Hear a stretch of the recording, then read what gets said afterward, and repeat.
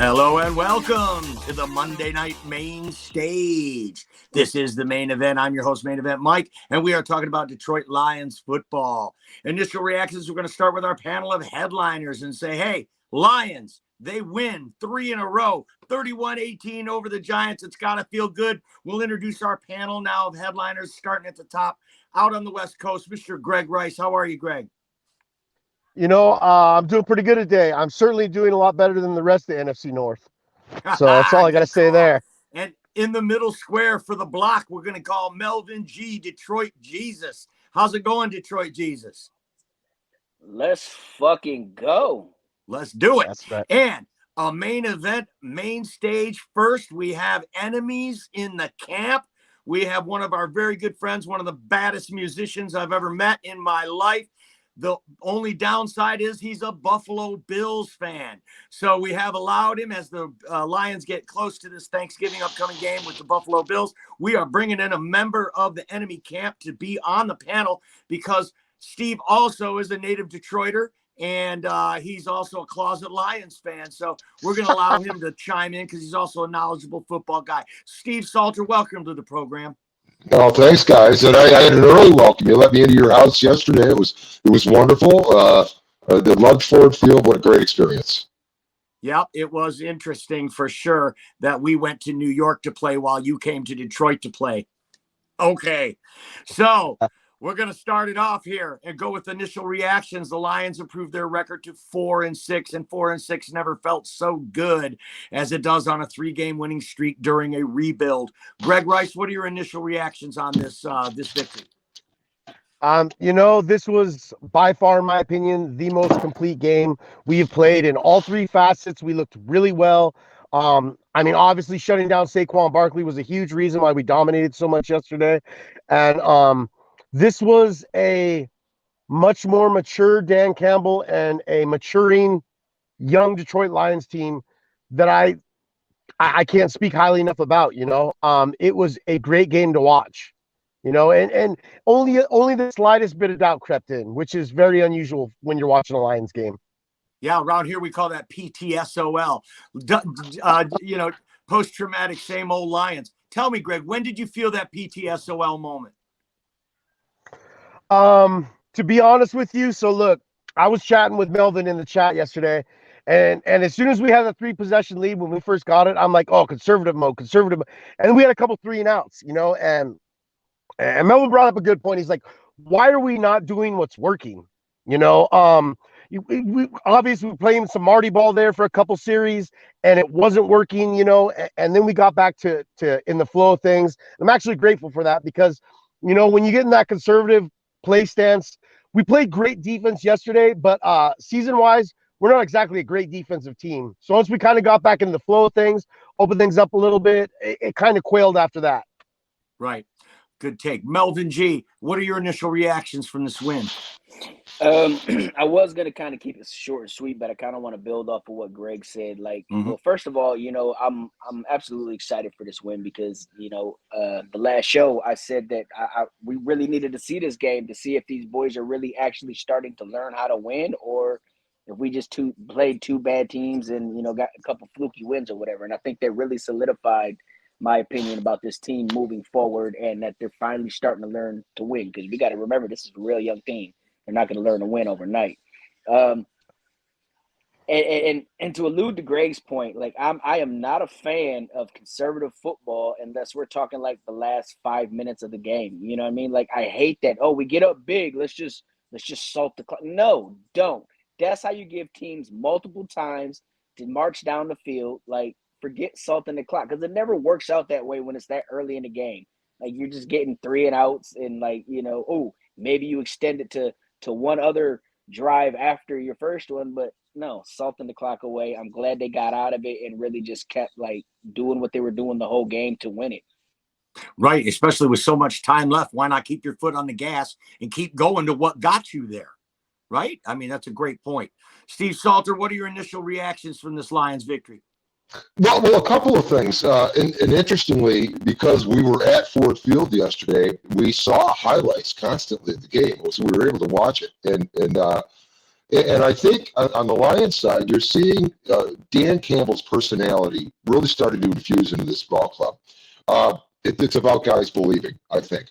And I think the thing you saw on the other side, and of course we've got some familiarity as Bills fans with Brian Daboll, Josh Allen's second offensive coordinator, who of course left to go to the Giants this year. And interestingly, Daboll would encounter a mid-season stinker, and it seems like they might have fallen into that. I think the Giants had just come off a number of wins also, and but I think that to see the Lions take advantage of that's what was cool, because the opportunity is one thing, and when you take advantage of it and get it done without there being any question, and score tells it at the end. Okay, interesting. So your take is it isn't what the Lions did, it's what the Giants didn't do? No, not at all. I think the Lions took advantage of it, but I think the Giants were with Brian Daboll being the coordinator, I knew that he would get cute at times in the middle of the season, especially after some success, and they would have some bad games. I mean, but I don't want to talk about it from the Bills standpoint. But we were talking in the stands yesterday, and it made us worried about Thursday. That's for sure. What was obvious and what nobody said, which I'm surprised, is to talk about this defense. Man, that's the real story in this game, right? The defense, like both of our first guests alluded to, they played complementary football. They put two halves together, offense and defense. I don't know who someone said on all three phases. They put it together, but it was the defense who stepped up and shut down Saquon Barkley, arguably one of the greatest runners in the game today, to paltry 22 yards, paltry 65 yards total of offense, if I'm not mistaken. The New York Giants rushed as a team for 89 yards, and 50 yards of that was their quarterback. Incredible job by the defense. We'll kick it back going in the opposite direction. Steve, what did you hear in the highlights? What did you perceive from this Lions defense? The aggressiveness, and of course there's the interception that we saw. 3 turnovers by the Lions defense. Yeah, and turnovers, especially that's really the thing, because that is what is gotten the Bills really the 10 quarters previous to yesterday's contest with Cleveland at Ford Field. The Bills have had 6 turnovers across those quarters, and it's the biggest tell as far as a win or loss. And to see the Lions getting the turnovers. There you go. Melvin G, how about that D? Hey, look, man, they definitely came to play, and I'm gonna say it. Like I called it last week. I said that since really Miami, we've seen that run defense step up. They held Mostert. We bottled him up decent. We bottled Jones and Dillon up. We bottled Montgomery and Khalil up. You know what I mean? So I saw it coming. It was slowly but surely that run defense was getting better, and the last few weeks it has really improved. So that's a positive sign. Definitely. What'd you see, Greg Rice, from this defense? I mean, I'm seeing a defense that continues to get better. And I was talking to Russell about it a little bit, and he kind of looks at it. He was the fall guy, but this defense has gotten noticeably better since Audrey Pleasant's firing. I'm not here to blame him or say anything. I'm just talking about overall defense from the secondary on out.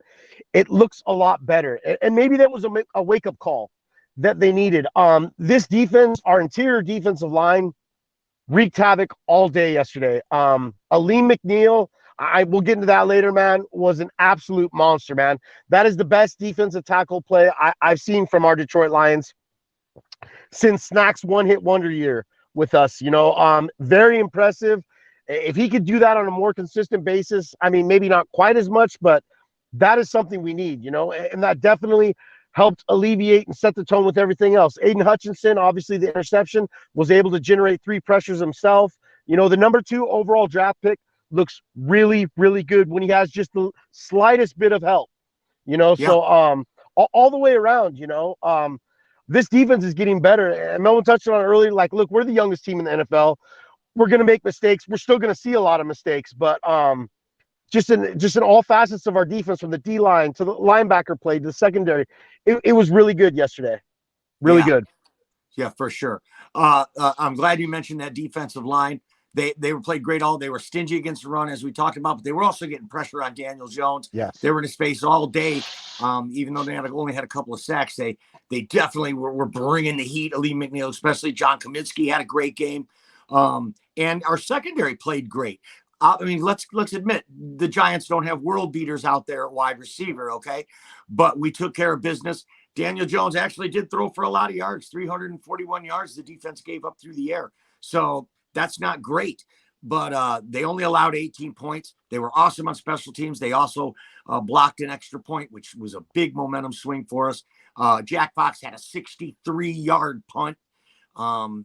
Just nice work all the way around. The defense definitely playing with a renewed sense of purpose, it seems like. Anzalone all over the place, Rodrigo all over the place, just everyone stepping up when they needed to. Next topic, we're going to talk about what we love to talk about, and that is the Goffense. Ben Johnson seemed to draw up a great game plan yesterday. He was mixing the run and the pass across the middle. He was attacking the corners. They were running up the gut. They were running off tackle. They were mixing it up with different players. Justin Jackson had a great run, a few runs yesterday, and a great yard per rush average. What did you see there, Melvin, from this Goffense? I'm going to keep this short and sweet just because I touched on it last week. Look, man, like Goff almost threw, an easy pick. Every week he's good for that almost pick. And if it's not an almost pick, it's going to be an interception. And he needs to tighten that down. We easily could have said that about Matt Stafford every game for the last 9 years, right? So definitely a call out. But Goff himself. But what about the offense in general, Melvin? What did you see that you liked? I mean, we played well. We did what we needed to do. We ran the ball down their throats. That opened up everything else. Amon-Ra's a stud like always. Yes. I can't wait until we see, hopefully in a couple weeks, Jamo comes back. So let's get it going. Greg Rice, tell me about that Goffense. Well, I love the name.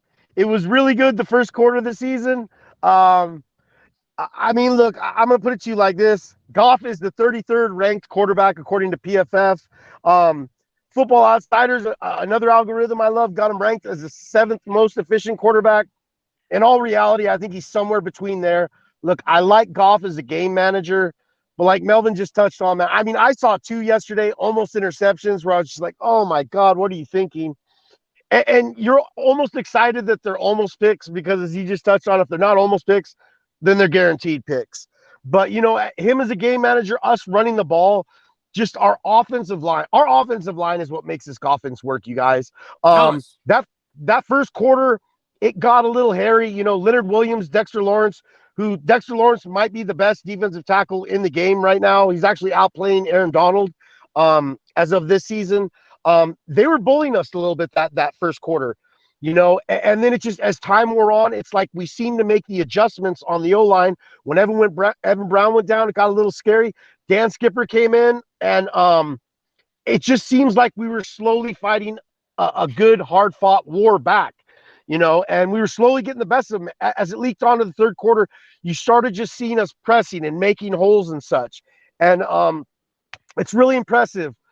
This offensive line is what makes this team tick. PFF, if you look at the grades for just yesterday's game, I think all 5 of our offensive linemen were in the top 8 graded players. I mean, when you have that, things are just going to click. You could have a good game managing quarterback. You could have just a good running back, and everything just looks better with a good, consistent offensive line. Yeah, and with a good offensive line and a good running game, that's how you close out games. Dan Campbell alluded to it in his press conference today. He gave a lot of credit to that O-line. The Lions did rush for 160 yards at a 4.3 yard per carry average. So that's a great clip to run the ball. Keep stuffing it down their throat. Like you said, Amon-Ra was a stud. As always, he had 7 catches for 76 yards. Jamal Williams, 3 touchdowns. He's so steady, so consistent. We talked about it a lot last week. A leader, a vocal leader on this team, and he leads by example. Such a gritty, dependable player. Anything about this offense that has you worried about Thursday there, Steve? Well, I'll tell you what. Back to the term Goffense, Buffalo experienced that 2 seasons ago when they got up 20. That was a different version. You see, this is the version that we coined the phrase Goffense, and we're about to trademark it. So we want to make sure we give credit to the Main Event 365. Goffense is a registered trademark of the Main Event 365. All rights reserved. We saw examples of what Goffense before Ben Johnson designed it specifically for him. Anything else that he ran before that was not Goffense. Now back to your point. Sorry. We experienced Jared Goff at the Ralph in Buffalo 2 seasons ago. Buffalo, I believe, had a 28-7 lead, and he came back, and it was surgery. It was really surgery. That's the best way I could explain it. So, the Bills are looking at that, and then the Bills once again are facing a really great offensive line in the Lions. I mean, they had another good one yesterday with Cleveland, and now it's 2 in a row. It's 2 on the road, and you've got a team that's running well, and it'll be interesting to see. At least the Lions have had a short week too, and the Bills hopefully have some semblance of normalcy this week over last. But it's still a very short week and another trip out on the road. So somebody was complimenting Jared Goff, and that meant Russell Wayne had to jump in. So Russell, tell us what's going on in the golf loving world. Oh, the golf loving one. That's actually not why I came in. We had a couple comments that I wanted to get to, but hey, I love this Goffense, man. It's another one of those things, man. If Goff is throwing for under 200 yards, it's a good day for our offense, and we probably won the game. Honestly, sounds absurd. Let's go. This Goffense, let's go. We got one Facebook user says Panay Sewell is a beast. For sure. Good call out. Nice call out right there. And then Shane says that this was the biggest win of Campbell regime to date right now. I would have to agree with that. We got to send that one around, right, brother? Melvin, would you agree this is the biggest win of Dan Campbell's career? Absolutely. And then especially I put the utmost importance on this win because honestly, well, spoiler alert, I don't have much confidence in this beating Buffalo, so we really needed this win. It was a huge win for him. Good call out. Greg Rice, what do you think? Biggest win for Dan Campbell against New York? I mean, easily. Look, New York is playing above what anybody thought imaginable. They're doing great, and Dable looks like he has those guys on point despite all the injuries they've had. When the star of your team outside of Saquon Barkley is Kenny Golladay, especially Kenny Golladay of the last year and a half, that's not a good sign. So this win against a good team on the road to extend a win streak to 3 consecutive games, back-to-back road wins, this has got to be easily his most impressive win. And it was a statement win on top of that. Right. I'm glad you mentioned Kenny Golladay, and look at my stats here. He had 2 catches for $72 million. Moving on. Good call out on that. We're going to talk about the coaching. We talked about Dan Campbell, but Ben Johnson drew up a pretty damn good game on offense. Aaron Glenn had them boys playing on defense. I think these coaches, whether it was the biggest game of their career to date, I'm going to leave that out because the Minnesota game last year, they got their first win as a team. I feel like that was so huge after going 0-8 to start the season. I thought that was so huge to get that first win. So if we beat Buffalo, that will then become the biggest game that Dan Campbell's ever won. So what's the biggest game Dan Campbell's ever won? He hasn't played it yet. That's my opinion on that. But we really want to thank the viewer for putting that question in. And anybody who might be listening, listen, man, this is the open mic Monday night main stage. Put your comment in. Give us a question. We'll kick it around this panel of headliners that we've assembled for you today. But for the coaching staff in general, guys, tell me, Aaron Glenn, Ben Johnson, what are you seeing, Melvin? Growth. You know what I mean? Yes. We're watching them grow up.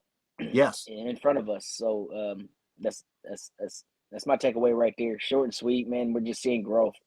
Growth. What do you think there, Steve Salter, about this Lions coaching staff? Are they coming together? Now, don't mention the Buffalo Bills not one time in the seed of confidence. It's the seed of confidence that's been planted, and that's what it's about. And you're seeing it now. And that's a great. Then it grows exponentially every win. And now you're coming up to Thanksgiving, which is your high watermark of the season normally. So it's well timed. Right on. Good take. Thank you. Russ, we have another comment from the open mic. No, I wanted to comment on this, man. This is something I just felt passionate about because we have given the coaching staff, because I mean, and rightfully so, we've given this coaching staff a very, very hard time coming up into this point. But I do believe in giving credit where credit is due and how they have turned it around, where Dan Campbell was pushing the limits and going over and above and beyond, you know, just going for it and all that other stuff. He has tapered that back. I think that he's testing the waters, figured out where his limits are. And the last couple games, obviously, with the wins, they have coached much, much better, in my opinion. I think so as well. Dan Campbell said something very interesting today in his press conference when he was asking him about the team and you know what has sparked this, and he said they're learning how to win. We all are. And I thought that was very telling that Dan Campbell's admitting that he's learning as he goes too. And I think we're seeing a Dan Campbell maturation process right in front of our eyes. We are going to be bringing in a guy who works for the Buffalo Bills, and he's a former Detroit Lion player. His name's Mark Schmidt, and he's going to be in our Know Thy Enemy segment, which is coming up in just a few minutes. But before, I want to talk about standout players for the Lions in this game against the Giants. Greg, who stood out for you on either side of the ball? Look, so I'm going to leave I don't want to go the obviouses here, man, but I'm going to give a shout out to Will Harris, man. That forced fumble he had yesterday was so key, and it just changed the entire dynamic of the game. You knew it took the wind out of the Giants' sails the moment that happened, man. Hutchinson recovering it. It just, when that play went down, it was a sigh of relief. Like, we've got this. We're in control of this game. We don't even really have to look back. I mean, he didn't play flawless. I mean, he was targeted 10 times, gave up 9 receptions, but turnovers, like, you can't stress them enough. Turnovers are such a psychological impact on the game and just everything that goes into it. Yeah, and, you know, and not just relative to this game, but one more quick shout out, man, Derek Barnes. I know he went out yesterday for a minute, but his play the last 5 weeks, man, it is so nice knowing that we're starting to get a reliable linebacker to the side of Rodrigo. Good call. Melvin G., give me your standouts from this game. Yeah, I'm gonna go easy just because I've kind of avoided him every time I'm on this show. I try not to, you know, oh, he stood out, but like Hutch, yeah, I'm just gonna give it to him. Like, you have to. This kid's 2 interceptions, you know, you had to pick like the kid is just, man, he's a beast, and I'm so glad that we got him too. I'm glad Jacksonville was stupid. Me too. The kid really showed up yesterday. Aiden Hutchins, of course, with another interception, big fumble recovery. He also was all over the field. He had 3 tackles. But the things that don't show up is all the pressures. He was disruptive on every single play. So definitely Aiden Hutchinson stood out for me. Also, Aleem McNeil, like you alluded to before, I think this was the best game Aleem McNeil has played as a Detroit Lion. I love the Will Harris call out. He also had 8 tackles. The Lions as a team defense hit the quarterback 10 times in the game yesterday. The offense was 6 of 13 on third down, and they won the time of possession battle with almost 32 minutes of time of possession. They spread it out. Justin Jackson had a few runs. He had 66 yards. Jamal Williams had 3 touchdowns. They were spreading the love all over the place. Great plays were coming from all over the place. Really too many to single out. It was this guy or that guy that just dominated the game. It was a total team effort. It seemed like on every running play, the Lions had 8 guys to the ball. As they're separating the scrum, it's 7 or 8 Lions jerseys getting up around the ball carrier. It's just really great to see. I want to ask one more question. Did you guys like the all white pants? Melvin, what'd you think of the all white pants? Like, I don't know why, but like everybody seems to love all white everything on the uniform, and it's just always like a big thing. Oh yeah, we wearing the all whites. This shit is boring to me. Like, who gives a shit? Nah, I just said throw me the all grays and I'm good. All right. What did you think about the white pants, Greg? I don't know. There's something about a man in like white pants, all white pants. Hey, maybe if it's Judgment Day and you're going before God or something, all white pants or something. I don't know. All white pants. It's always looked funky to me. It's not a good look. It doesn't look very sports like. It's just you could I have don't put know. one manly stripe down the side, right? Yeah, it was just I don't know. It looks just kind of just weird. So. Steve Salter, what's your take on men wearing all white pants? Well, at least somebody's trying to compete with the Bengals all white uniforms, which are that's it's like they wanted. Let's save a little money on the color. Let's just do it. Look, I thought those were kind of cool, didn't you? The all white and black Bengals uniforms. Well, we got about another minute to kill here. We're going to bring in our Know Thy Enemy segment guest, and that is coming up. Russ, are we about ready for that? Know thy enemy. And this week we welcome to the main stage Mark Schmidt, former NFL wide receiver and Buffalo Bills insider, 007 secret agent style. He's got the inside info on the Thanksgiving matchup between the Buffalo Bills and the Detroit Lions. Know thy enemy.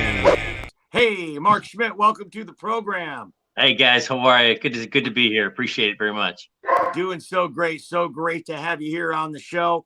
Former Lions player who now is the Buffalo Bills insider, and we've got him here on our Know Thy Enemy segment.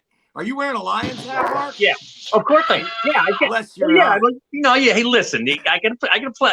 I still gotta play the role, so that's it. All right. So former Detroit Lions Mark Schmidt is in the house with us, and we are so thankful to have him here on this Victory Monday. So, Mark, Lions win 3 in a row. Pretty cool, huh? Yeah, I mean, I this is what I was saying. Actually, last week I said on Facebook, I said, listen, if Buffalo wins and Detroit wins, man, it's going to set up a heck of a matchup on Thanksgiving, because Detroit is really in a situation right now where every game's a playoff game because of the 6 losses. And, Buffalo stubbed their toe a little bit, obviously in losing 2 or 3. But, it sets up a real good matchup for Thanksgiving. I think everybody's happy about that end of it. So. Right. That's a great take. Thank you so much. Before we get into it, we're going to get some questions from the panel for you. And we're also going to field some questions from our open mic segment from our viewers and listeners. I hope that's okay with you. That's fine. So as a former player, I had a couple of questions I wanted to ask you before we dive into this matchup that's coming up against the Buffalo Bills, who you work for now. When you were a player, tell us about your favorite Thanksgiving memory. Well, I think it was probably my rookie year, when it was all kind of, everything was new and everything was kind of, cool and everything. I think when you sign a contract in Detroit, I said this on the Detroit News last night. When you get drafted here, you sign here in Detroit. I think Thanksgiving was brought up probably within the first 48 hours of me arriving in Rochester Hills, and that's kind of where it started. As everybody's talked about that was a big thing. It's been going on since 1934. I grew up watching the Lions on Thanksgiving, and it's always been something special. It's always been tradition. I was very outspoken about this this Dallas Cowboy team joining the ranks of the Detroit Lions and saying that they're the Thanksgiving team. That's a bunch of horse shit. I'll just come right out and say it. It's not the way it's supposed to be. It's Detroit's day. And the Dallas started doing that in '79. So, but it's always been, it's a big tradition, and it's a big thing for the city, and it's great for the city. It's all eyes on Detroit, Michigan for 3 hours, and it's kind of a cool thing. I always thought it was. Right. And back when you played, Mark, playing on a Thursday was a really rare occasion. I mean, that was for some guys, a once in a career thing where you'd play on a Thursday. But now, of course, we have Thursday night football. How do you see that? What are some of the pros and cons to having football on Thursdays, and what the players have to go through to prepare for it? Yeah, the pro is that you get 10 days off after that. The con is to try to put a game plan together. I mean, game plans don't start until, for the players, until Wednesday morning. They're off, film on Monday, off on Tuesday. You start the game plans on Wednesday, and it's like, and you got to play right away on Thursday. There's not a whole lot of time to put anything new really in, and that's the hard part about it. Another thing is you're still healing up from the last weekend. So, it's tough. I think it's harder on the offensive and defensive linemen than anything. Resting your legs and Monday, Tuesday, Wednesday. Yeah, you're going to do that for the outside people, for the running backs. But man, the O&D line, and this is what you don't hear on a lot of programs, because a lot of players are not talking about the Thursday games, but I think it's a lot harder for them, plain and simple. And I'm a wide receiver, but that is definitely an issue for O&D line. Absolutely. Right. The physical aspect of having the body ready to play in such a quick turnaround. Absolutely, guys. Sense. It's too much. I was heavily against. I'm involved very, very strongly with the NFL alumni. I'm part of the New York City chapter, not the Buffalo chapter, not the Detroit chapter. I'm with the New York City chapter because it's a lot more social. But I was totally against the. I am highly against the 17th game. I am highly against playing football on artificial surfaces at this stage of the game when we're trying to protect players. Aaron Rodgers finally came out about it last week, and this is going to get stronger and stronger. The Buffalo Bills are going to go ahead and build a new stadium, as you guys already know.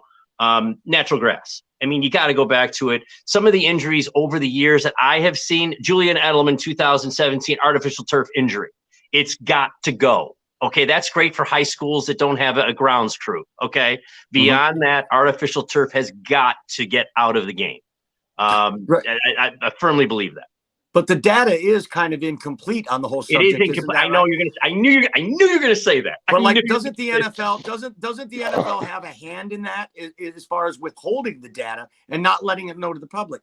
Like the NFL knows, right? They know that ACL injuries are more prevalent on artificial surface. Yeah, but they haven't publicized it, and that's what kind of stinks about it. And we're doing all these other things with head injuries and with the helmets and everything else that they're doing to try to protect the players. Concussion protocol. When I was in the league, we had concussion protocol. We really did. We just didn't pay much attention to it. But it's even in college, and so it's like doing all these things to protect the players, and the gosh darn surface that you're playing on is just not.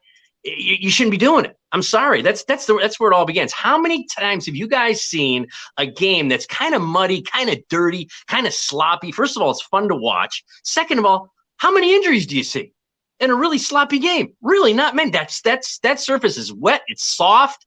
You're moving slower, and it's relative, so it doesn't matter. Players who say, "Oh, well, I'm a lot faster on artificial." Hey, man, it's all relative. Okay, it doesn't. No, you're not. Then the other guy across from you is faster too. So it's all relative. It doesn't matter. But you got to look at it from that point of view. We're doing all these other things, guys, to protect players with the head injuries and everything else. Let's just slow the players down a tiny bit and put them on natural grass, and you're going to see a ton of injury stopping. That's just my opinion. Aaron Rodgers echoed it last week. I'm real outspoken about it. I say it at every alumni meeting that I can, that it's got to go. And it's a lot more fun watching a game on grass. I think everybody agrees with that. Well, I agree. The 17th game is here to stay, though, right, Mark? I mean, they're not going away. They're not going away. No, it's here to stay, but I'm not all for it. I think, I said, well, if they made it 18 games, this is going to sound pretty morbid. If they made it 18 games, which they were shooting for, I'm like, you might as well take the players out back and then shoot them after the season. I mean, you might as well just do that. And I know that's horrible to say something like that. Right. But it's all Packers, that should happen to. No, I'm just kidding. I shouldn't say that. No. You shouldn't say that. But it's true. It's like, come on. It's like, what are we doing here? We got a situation where there's plenty of money. Okay. And, and again, we're doing so many other things to protect these guys. Now, probably I'm not going to say too much. I will tell you this from my knowledge of it. What happened to Tua, from Miami, 6 weeks ago. I mean, he had what they call a burner. Okay. And those things, I'm not saying it's good for you, but that's your body's natural reaction to having a head injury. And, he went home with his team that night. He didn't spend any night in the hospital. He was not sick to his stomach. And I'm not belittling the injury. Believe me, I'm not. But that is what they call a burner. That happens. Okay. Regretfully, I'd like to say, yeah, I've had that before, where your fingers and you don't really know what's happening, but that's a natural bodily reaction to it. And then after that stage, 2 minutes after that concussion happens, that's up to your body on how you cope with it. Okay. That's something that's God given, whether you heal from that properly or whether you don't, or whether you have no side effects at all, or you have serious side effects. That depends on how you're wired. I remember when they looked at my cranium, because I've been tested for all this since I have some NFL experience. So they tested my cranium and the thickness of it. And they said, well, your cranium is extremely thick. And I said, oh, that's great. He goes, the doctor said, well, that's not necessarily a good thing. I'm like, okay, because you can take a lot more and you just can't. I mean, what I will tell you is that getting hit like you do at that level or at major college level, it's not for everybody. I've seen some great athletes come into this league. Second, third, fourth round picks, not really the first round guys, because they're really forced to play because the money is so good and everything else. But guys that come in the league they can't handle that. And it's okay. It's not for everybody.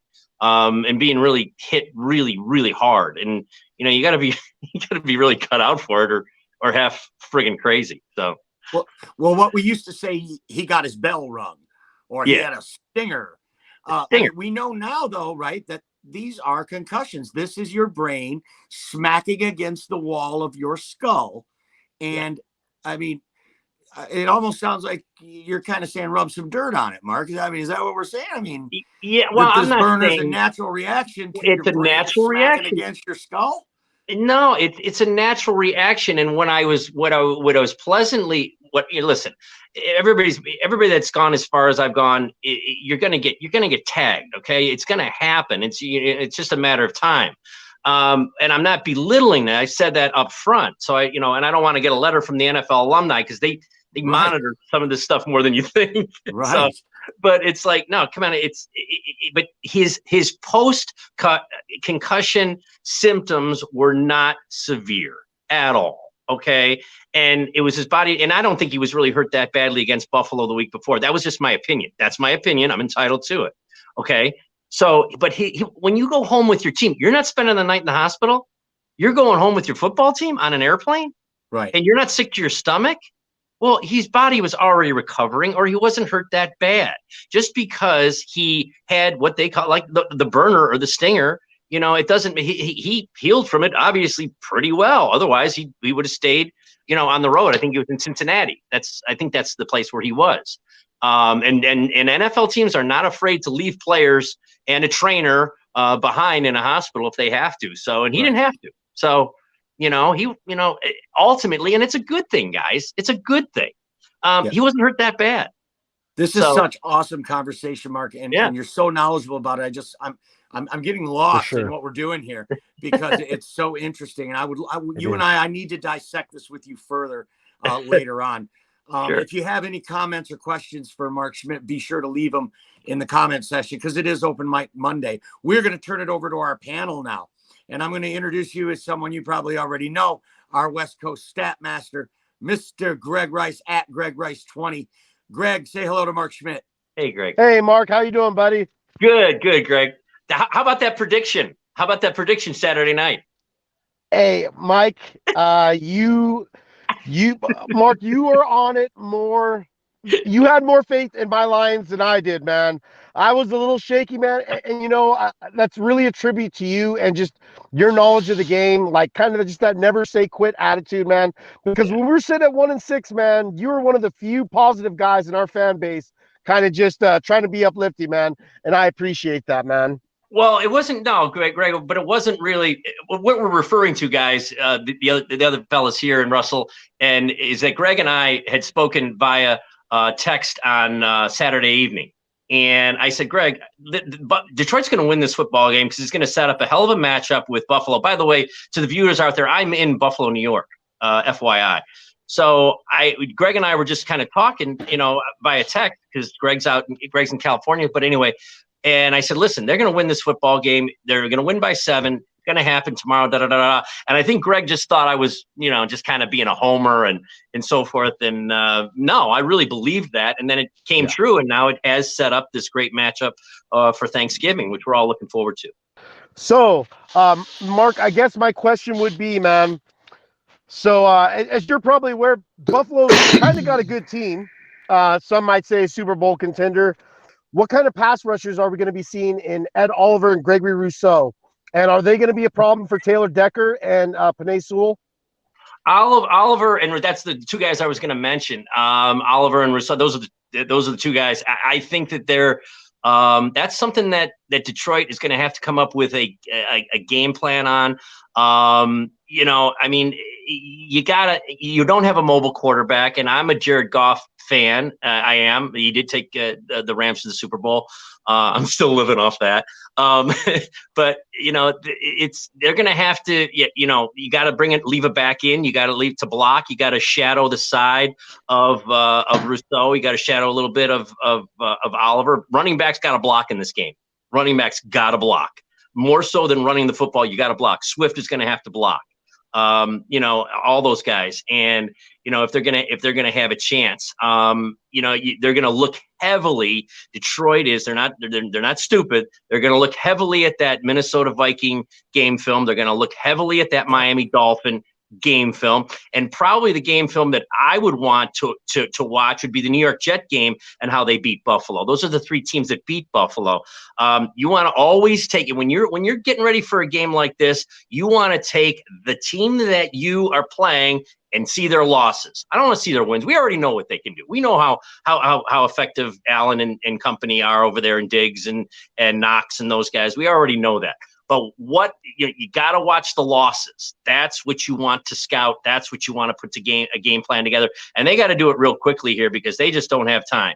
With this Thursday game and getting ready for Josh Allen and Buffalo's hitting their stride a little bit better now, obviously with the win against Cleveland. But Detroit's on a 3-game winning streak. So I think to answer your question, Greg, I think they're going to have to. Running backs got to block. I mean, offensive line, they're going to have their schemes and they're going to have their,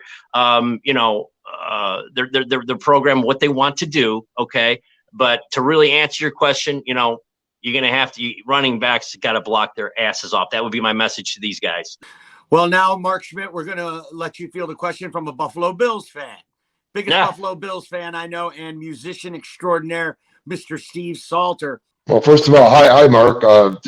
Great to be here. And yes, died in the wool Bills fan. I think I was at the very first game at Rich Stadium, September '73. And but wait, okay, stop. Let me stop you right there. Herb Mulkey. My goodness. Did that resonate with you? Oh, yes. Yeah, well, I have the memory for it. I mean, Bills won the game. Steve, should we explain to these guys what the hell we're talking about? I think you should. Okay, this is great because Steve just brought something up here. I grew up half in Hartford, Connecticut, and half in Buffalo, New York, and I went to high school in Connecticut and a little bit here, but a little bit finished in Connecticut. Anyway, they build the stadium. I'm little. I'm young. I mean, but I followed football and so forth. They build this new stadium, and it's called Rich Stadium, and it's in Orchard Park. And they have a preseason game against the Washington, the old Washington football team, and it's a Saturday night, I believe, and a lot of publicity, a lot of press going on as far as the new stadium. Again, I'm little. I'm a tiny guy, but heard all about this opening kickoff, all this high octane information and positive talk about the Buffalo Bills, O.J. Simpson, all this on the verge of his 2,000-yard rushing season and all that great stuff. And they kick it off to Washington, and Herb Mulkey, with all this positive talk about the Buffalo Bills, takes it to the house. and he is forever remembered. I mean, here we are, how many years later, and I throw a name out, and we all laugh because he took it to the house against Buffalo, and that was the christening of the Buffalo Bills at that time. Wow. Yeah, I could just see a young Steve Salter and a young Mark Schmidt standing on the rail together. Someday we're going to win multiple Super Bowls. Yeah, exactly. We're going to win 4 of them. Yeah. We're going to go to 4 in a row and win them. I can see it now. Last I checked, you've won the same amount that the Lions have won. So what is your question? Now we're going to interrupt this Buffalo Bills. I'm sorry I interrupted you, Steve, but I had to do that. That's cool. What is the question that you have for our Bills insider, Steve? Well, it's kind of a two-parter, and the first is just with Ford Field. I was really interested to see the Bills took the visiting side for their home game this week and the visiting locker room, and of course to keep sort of the sameness, because I know McDermott he likes the club to be creatures of habit as much as possible. So I thought that was interesting, and I'm hoping that is a little bit of help for the travel. But how difficult is this turnaround? I mean, basically it's just one solid day back home, which is tomorrow. Really, I mean, today was getting back late, watching film this morning. It's a tough go. The Detroit Lions message will be, and I have a 99% sure of what it will be, with knowing Campbell a little bit, is that okay? Buffalo came in here. They did what they did against Cleveland. Okay, but there's nobody that's going to come in here into our place and win 2 football games in 4 days. That's not happening. Okay, and that is the message that is being given to the Detroit Lions right now. As far as Buffalo is concerned, well, they had to get out of here. That was kind of a lesser of all evils. Orchard Park, New York, where the stadium has got 60 some inches of snow. I live in the Clarence area. We got maybe 15 inches, something like that. We pay some higher taxes, so I guess that's why we. But that's a joke, guys. That's a joke. But it's a tough situation for them because you're not sleeping in your own bed. You're in a hotel. You're out of your element. But taking the visiting locker room, again, that's part of repetition, which a lot of these coaches want, as you mentioned, Steve. That's what they want to do, and that's what that's the role that they're going to try to take on, is being the visitors, playing in that same locker room, coming out to the field, staying on that same side of the field. And, they got the win. Now, if you got the loss against Cleveland, maybe that would change. I don't know. They make those decisions kind of on the fly sometimes. So, I mean, it's hard. It's an unusual situation because how many times have NFL teams left their cities because the weather was so bad to play in another NFL city, and then play back to back, 4 days later. It's a tough deal. It's a tough deal. But, you're a football player. You want to play games. I mean, that's what you want to do. And again, I will say this again. For Diggs, for Knox, for Gabe Davis, for St. Brown, for, some of the guys that, played on the skill position, not as tough. Interior lineman, holy shit, tough deal, man. Tough deal playing 3-4 days apart. That's a tough one. So, but I applaud what Buffalo's doing as far as, staying in the same locker room and doing their repetition and getting into that, that flow, so to speak. Well, we're repeating too. I was there yesterday. I'll be there Thursday. So the other question is, the Bills had their best rushing outing of the season yesterday. That didn't include Josh Allen. Josh actually only ran for 7. Bills total 171 or something like that. And I think Cook and Singletary each were about 85, 86. We saw the running game come on a bit last year for the Bills later in the season. Is that this, or was this the Browns' defense and specifically their interior D-line? No, Steve, to answer your question, I really don't think that the Browns had much to do with it. I think Buffalo realized that they're top heavy on Josh Allen. You say, well, you don't listen to the press when you play in that league. Well, yeah, you do. Come on, give me a break. And when they're just too top heavy with Allen, they're just not as effective. The purpose is just to run the football a little bit better, especially with Cook, Singletary. I mean, that's the idea, and to make this team not so Josh Allen top heavy, and it's hurt him. He's a great player. He's probably in the top 5 players in the league, maybe top 3 players in the league right now. He's just very comfortable back there. He's made some mistakes. Obviously, we've seen it against Minnesota. He's made some mistakes against the Jets and against Miami a little bit, but it's not what you want. They came out of the gate with their hair on fire, Steve. And, it's a long season, and, you knew they were going to stub their toe at some point. And just like Greg and I were talking about on Saturday night, the Giants were a good football team at 7-2. They were, but they're not going to run the table. That's why I said to Greg the other night, I mean, this is a Lions win. And I was pretty confident about it. So,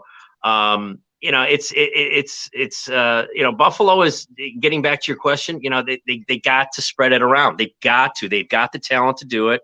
I think they just get happy Allen doing everything, but it's not as effective for them. And, I think that's going to change. It's going to stay the same way that it is as far as the running the football. They've got to try to run the football. They just can't be pass heavy. We want to ask you now about keys to winning. What are some keys that the Buffalo Bills are going to need to do to win this game against Detroit, other than just show up? No, and they're not going to be able to just show up. Again, right. I don't think that it's going to be that, or it shouldn't be that easy. Obviously, we're sitting here. Everybody wants a great game. We don't want a blowout either way. It's Thanksgiving. You'd love to see a great close, Detroit Lion win. But at the same time, Buffalo is really the team to beat in the AFC, along with Kansas City. And, they're coming in with a ton of talent. They're coming in, having won a game 3 days before.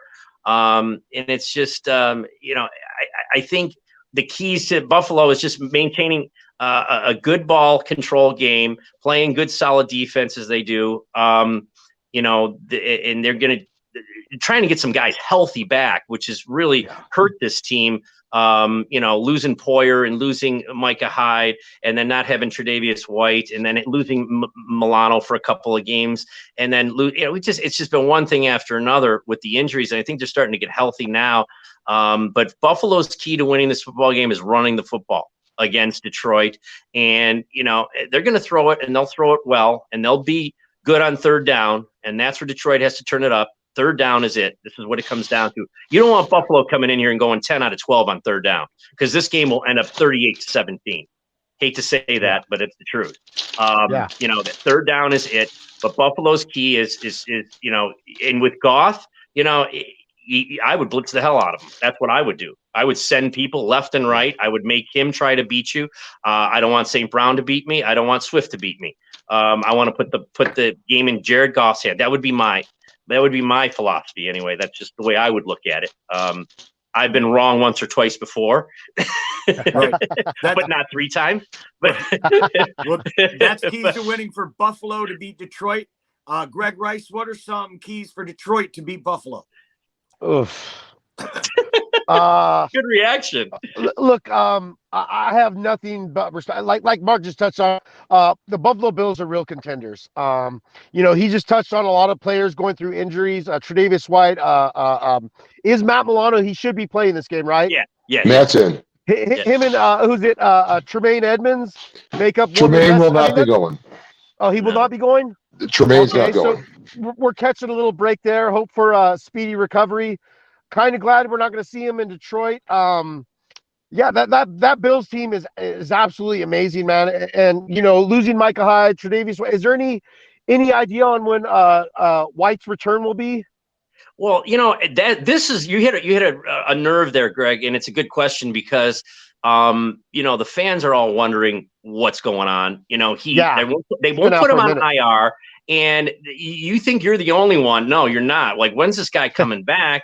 And Les Bassan is the team physician who I know personally. Les has done a couple of surgeries on me, and all I can tell you is that when Dr. Bassan, who's the best in the business at what he does as an orthopedic surgeon, when he clears you, it's because you should be cleared. Okay. And if you're not, you're not. And you listen to that man. And that's really what it comes down to. And he's just not ready. You're going to throw him out there. And the thing is, guys, it's so much different. I've been around that where, you're in the training room and you're working out and you're at that knee. And then you go out there and you're playing an NFL game or a major college game. Okay. Yeah. Two different guys, things. You can't just run out. You can't do it, man. Or you're in jeopardy of that knee popping again, man, that ACL. And that's where it's at. So you're not the only one, Greg. Fans in Buffalo are like, when is he coming back? What's going on? Again, Les Bassan's call, Dr. Bassan's call, just like Dr. Birch was with us in Detroit. He was the best in the business when I was in Detroit as the top physician. And, it's a wait and see thing, and it sucks, but they won't put him on IR either. So, he's just like waiting here like everybody else. Yeah. Steve, what do you think are some keys to winning for Buffalo? Again, no turnovers. The turnovers have been their undoing in the 3 losses. So turnovers down, which that comes back to Josh Allen not attempting to take the entire game on himself. And he's missed some open guys. And we saw yesterday, Diggs get a little upset and be talked to with McDermott. The first series, Diggs had no one within 10 yards of him, and Josh didn't see him. And I know he got a little antsy after that. So the no turnovers and running the ball, like Mark said, definitely, especially this time of year. It's indoors, but you need to run the football. You cannot be doing the 38-3 thing all season. There's a point where you can't keep that edge up. So I'm almost glad to see the Bills hit that skid and hopefully come out of that now. And then defensively, again, stop the run. They had the challenge with Nick Chubb yesterday. He was held to 19 yards on 14 carries. So hopefully that repeats with that kind of run stopping this week. And then the familiarity of being there, and there'll be a few of us there, not as many as there were yesterday. For sure. Buffalo Bills ranked second in the league on defense for allowing only 17.4 points per game. While their offense is also ranked second in the league, and they generate 283 yards in the passing game alone per game. And Stephon Diggs, arguably one of the best wide receivers in the league. The Lions, Dan Campbell announced at his press conference, there's no way that Jeff Okudah will be playing in this game. So I think that definitely is going to be it's going to be awfully tough for the Lions to stop that passing game. So I'm really glad that you guys pointed to running the football as a key to winning, because I almost see the Bills being able to have their way in the passing game with the Lions. So that's a little bit of an encouragement there for me. Last thing I want to ask you guys, and we'll start with you back, Mark, is what do you see as the most intriguing matchup of this game? Oh, gosh, I would – honestly, I just want to see how this is going to sound really cliche. All right. But I want to see how Goff is going to perform against Allen. I want to compare those two to on Thursday. And I know that's the cliche, the two quarterbacks, and that's not popular. But this is going up against really the best in the AFC again, along with Kansas City. I want to see how well he's going to perform. I want to see how I compare him to Allen. And he's got to be. It's going to sound horrible. He's got to be a big boy now. And this is a big boy game, and there's no question about it. And I want to see how Buffalo stops the run. I want to see how that's going to be interesting to see if they can stop the run. They've had some problems. They had problems against Minnesota. They had problems against the Jets stopping the run. But Matt Milano is back. And it seems the way that this is kind of turning out in his career, and I'm going to make an analogy here, a comparison using like or as, is that Matt Milano is the Sean Lee to this defense that he was to the Dallas Cowboys. That's what the winning percentages are, that drastic. When he is not in the football game, they are winning like 44 or 46% of the game. When he is in the football game, they are winning 78 or 79% of the games. It is a dramatic fall off from one player. Sean Lee had the exact same stats. Okay. Yeah.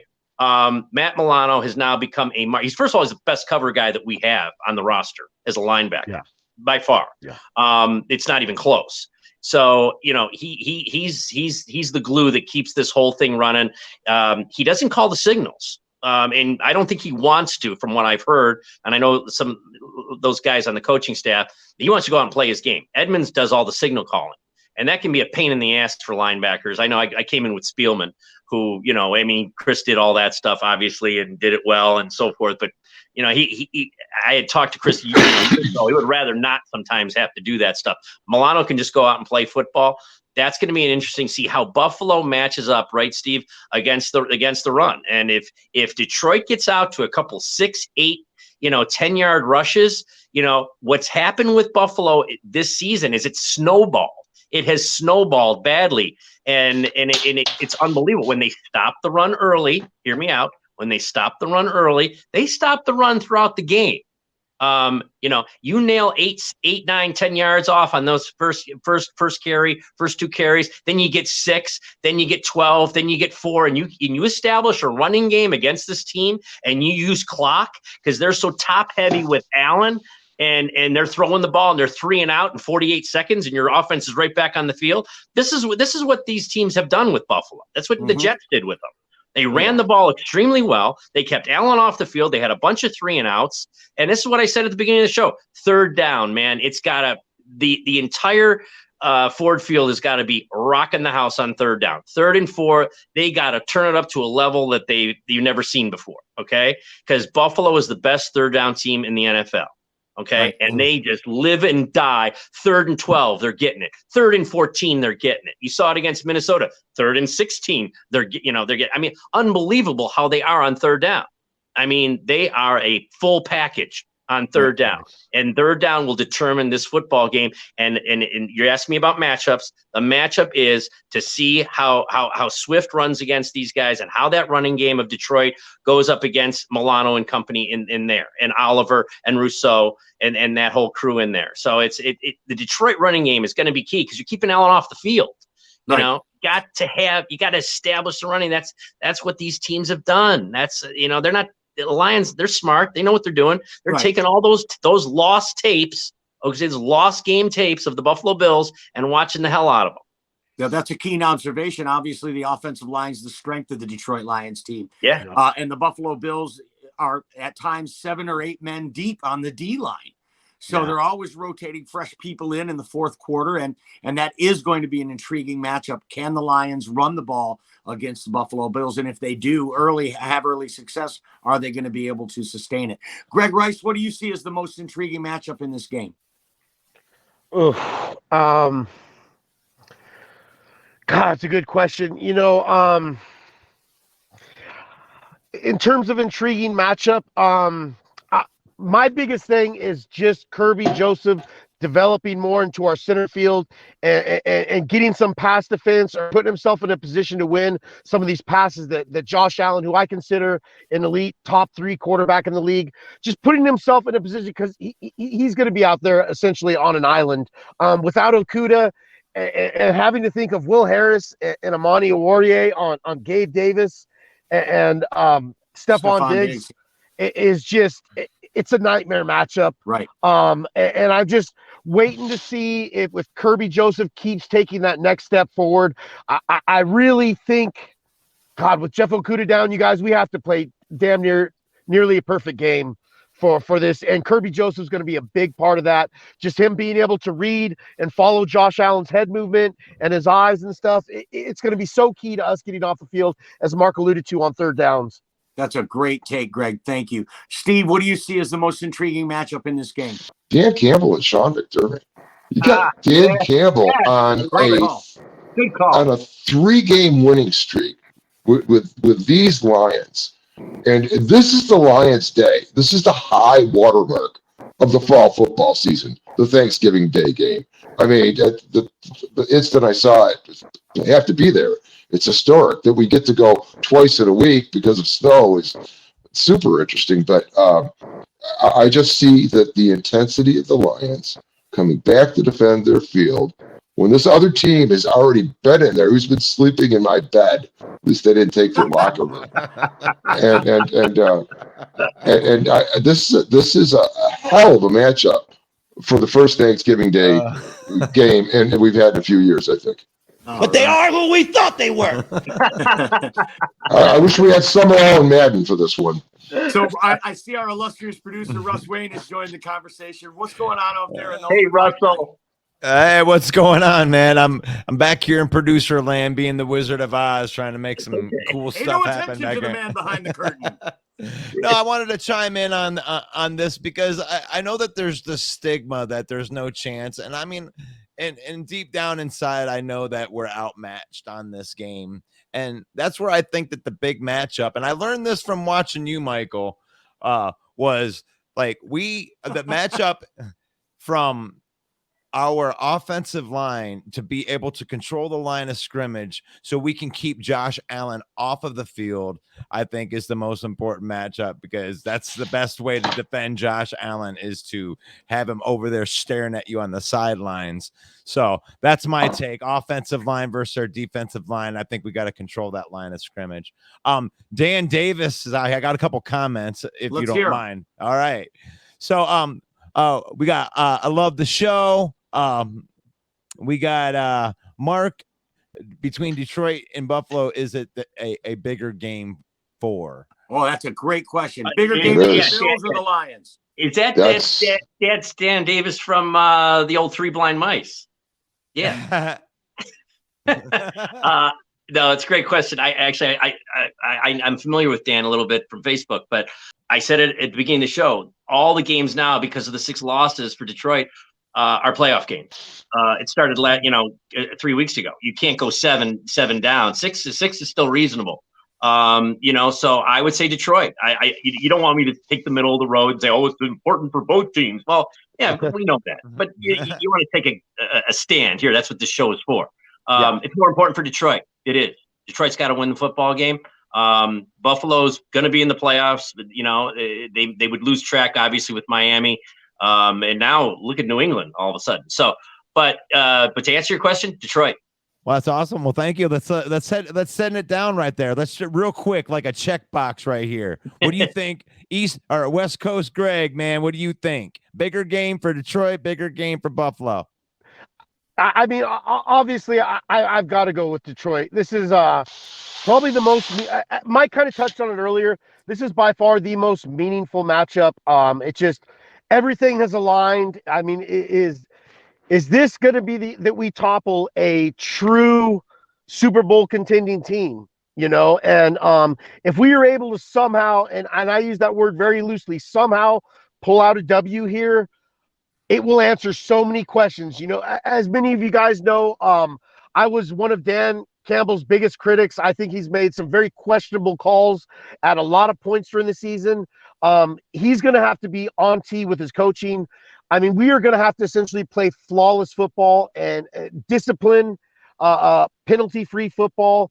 And if somehow, by the grace of God, we are able to pull this win out, there will be no no sort of critique for me or anything. Even to keep this a close game within one possession lets me know that we have all the right pieces in place to continue going forward with year 2 in a rebuild into year 3 and year 4 potentially. Doesn't matter if you have one ass cheek and 3 toes. What do you think about that? Brother Steve, man, it's so good to see you on the panel right here, man. What do you think? Bigger game for Detroit, bigger game for Buffalo? Well, I don't want to look like a homer, but I think it's a bigger game for Buffalo, and there's no more chasing. This is it. The number 1 seed in home field is important, and they are probably one of the only contending teams that don't have a division win yet. And so these games are ultra important. They're trying to now keep up with Miami, and I think in the long run, this game and a win or loss for the Bills has more impact on their season and how it's viewed than does this win or loss by Detroit in this game. Basically, because Detroit, where they're coming from in an exciting time right now, you got nothing to lose Thursday. Right. So when your fans are bantering back and forth with Dolphins fans, the Dolphins fans can always go, "They lost to Detroit." Well, you're in there. I get it. But I have to agree with you on this one, Steve. Bigger game for Buffalo just because of the fish. They are in the easiest road to the playoffs is to win your division. And that's the first goal that all these NFL teams set is to win their division is the first goal. And I think that to keep pace with the Miami Dolphins, every win is super important. The Lions, we don't have any pressure. I mean, we've already won more games than we did all of last year. We're playing with house money. This is Detroit, which comes from a French word meaning rebuild. So we are playing with house money. It doesn't mean anything if we lose to Buffalo. The odds-on favorite to win the Super Bowl on Thanksgiving, which is a game brought to you by Ford. No, it's not any pressure for the Lions. Definitely all on the Buffalo Bills. Great question by our viewer, though. Thank you. Can I chime in? I got one. I want to chime in on this, and then I got one thought that we're going to send around. I'm going to get out of your hair right here. But I think this is it's dumb for me to kind of say it like this, but I think it's if the Lions win, it is a bigger game for the Lions, because if they lose, we're back. Get back and get to the back of the line. Get to the back of the line. Yeah. But if they win, that stigma. If they beat the best team in the NFL, you got to start talking about the team as a playoff team. Dan Davis, man, I love this right here because we haven't even really hit on it too much. Is Jameson Williams practice today? So we got to send that around the panel. We're going to start with you, main event, Mike. Cautiously optimistic. I don't want to rush the kid back, but you're definitely going to have to account for the fastest player in the league when he does get out there.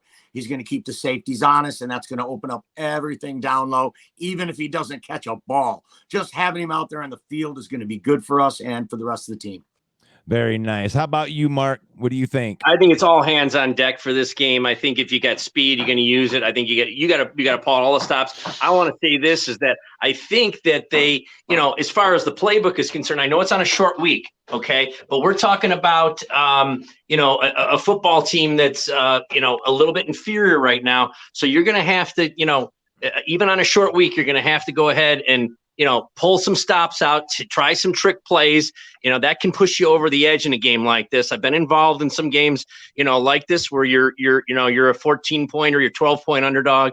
You got to do something different, because if you're going to just go ahead and play it straight up, well, the cream rises to the top. We've talked about Buffalo's talent.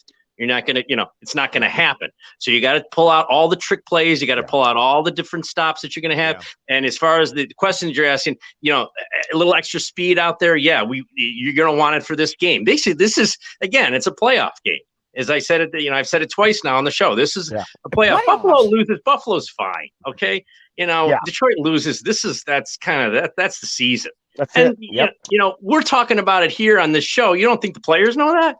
Mm-hmm. Hell yeah. Greg Rice, dude, Jameson Williams getting practice, and I know that you have an issue with him drafting injured players and stuff like that. So is this a good sign for you? How you feel about this? I really look. So I was on Campbell and Holmes' bumper for drafted injured players. I absolutely love the Jamal Williams pick.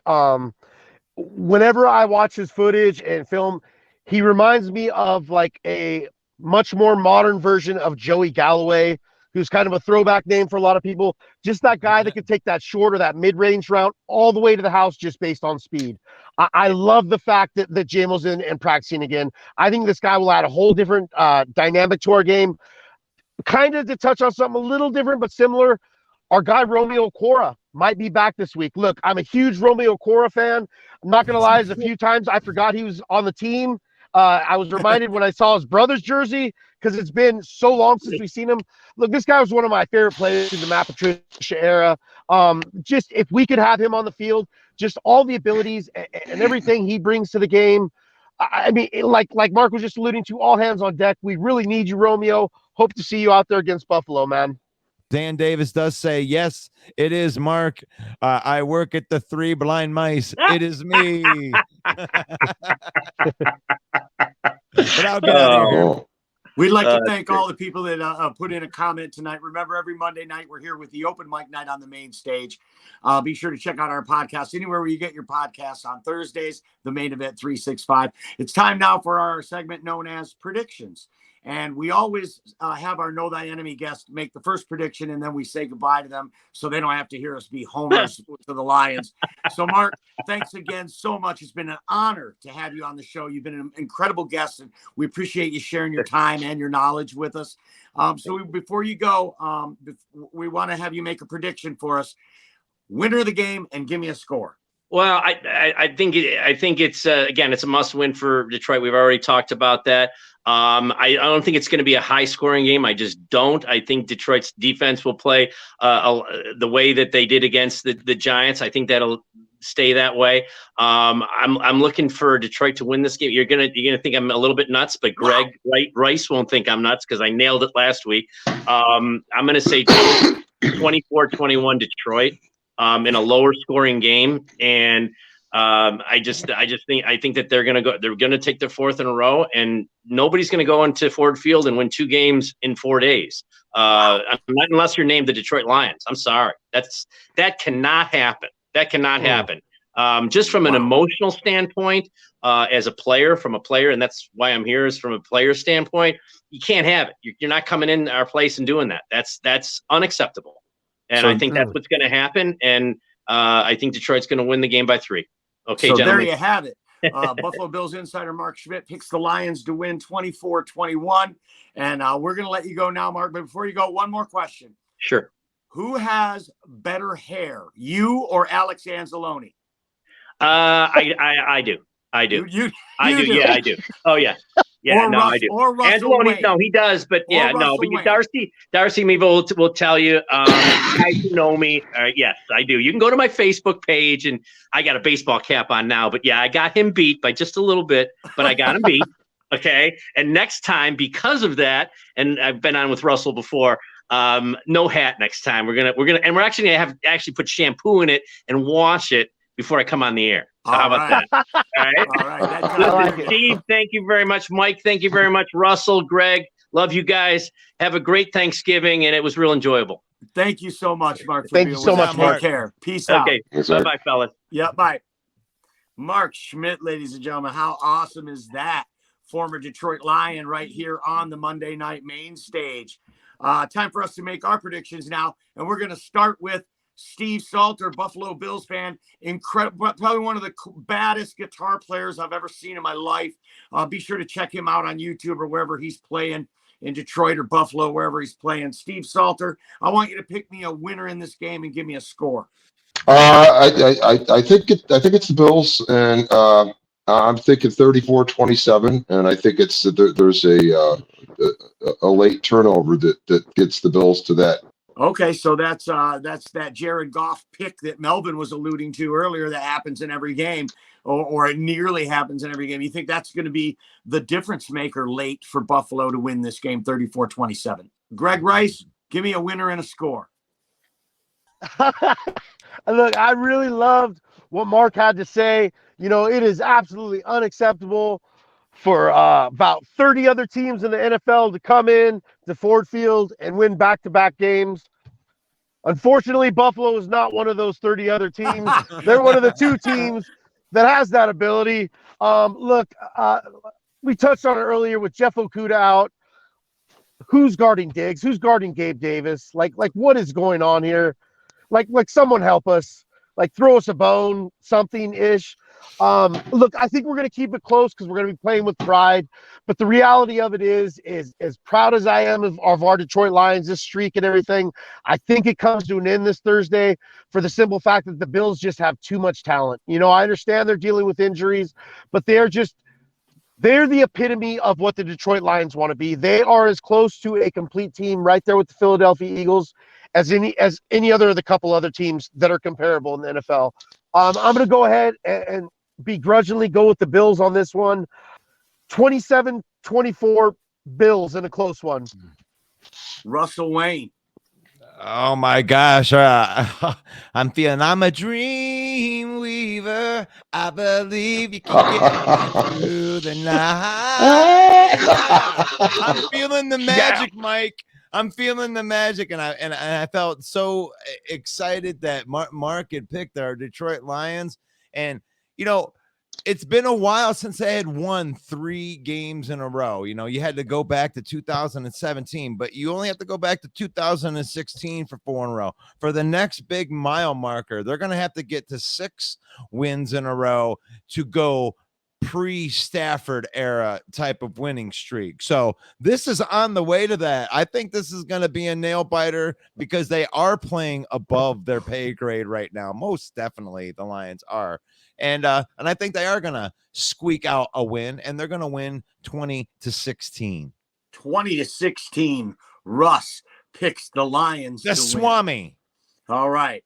Now it's time. It's my turn now. I guess I'm going to have to go last. And I just want to say to all of you guys and to all of the people watching or listening, happy Thanksgiving. And I hope everybody is safe and has a great Thanksgiving. Thanksgiving is my favorite holiday, hands down, every year, because I love tradition. I know that deep fried turkeys taste better. I know. But I like to stick mine in the oven and let the smell waft through the house.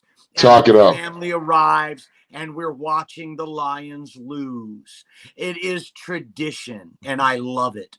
And that's why I'm going to pick the Lions to get destroyed 40-3 on Thanksgiving by the Buffalo Bills. Oh, because the Buffalo Bills are arguably the best team in the league, and we have one of the worst defenses. We can't stop anybody. Our best defensive back, Jeff Okudah, is not going to be playing. It's going to take a Thanksgiving miracle for the Lions to win this game. Doesn't matter if you have 1 ass cheek and 3 toes. And I just, as much as I love my Detroit Lions, I'm also a realist. And when I make predictions, I don't do it with my heart. I do it with my head. And I predict 40-3 Buffalo. All right. That is very some humbling. reaction to that. If you think that I'm crazy and you want to call me names, you can do that at themainevent365@gmail.com. And I would like to commend our producer, Russell Wayne, for doing such a great job. And he's gone this entire broadcast today without saying the words Buckeye right up there. or Ohio. And I want to just say thank you to you for that, Russ. And as we get ready for this game of the century in college between your Buckeyes and my Wolverines, I wish you the best of luck. And I wish everyone a happy Thanksgiving. So for Russ Wayne, Steve Salter, and at Greg Rice 20, I'm Main Event Mike saying God bless you all and peace out. Peace out. One pride.